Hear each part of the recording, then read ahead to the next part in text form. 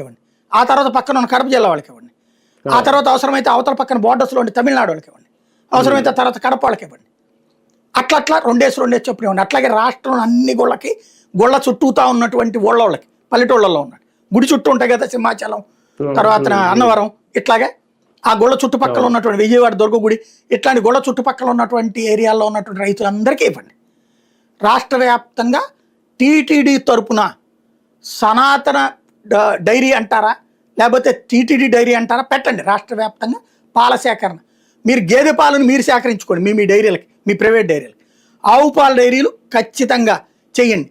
ప్రతి ఒక్క రైతు కూడా దేవుడికి సేవ చేస్తున్నామని ఆ ఆవులకి మంచి గ్రాసం పెట్టి మరి పెంచుతారు వాళ్ళు. ఖచ్చితంగా వాళ్ళకి మీరు డబ్బులు ఇస్తే ఇవ్వండి, లేదా వాళ్ళనే పెంచమని చెప్పండి. ఆ పాలను కొనండి, మీరు కొని టీటీడీ తరపునే తీసుకోండి. ఆ పాలను మీరే కాగబెట్టండి, మీ డైరీలో కాగబెట్టి వెన్న తీయండి. పాలల్లో నుంచి వెన్న తీయచ్చు, పచ్చి పాలల్లో నుంచి. తర్వాత కాగబెట్టాక వెన్న మేగడ వస్తుంది, దాంట్లోంచి వెన్న వస్తుంది. తర్వాత తోడేస్తే పెరుగు వస్తుంది, ఆ పెరుగు మీద మేగడ వస్తుంది, ఆ మేగడలోంచి వెన్న వస్తుంది.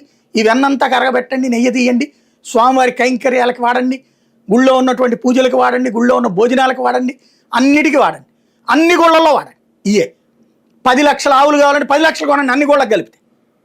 దీనివలన రైతులు బాగుపడతారు.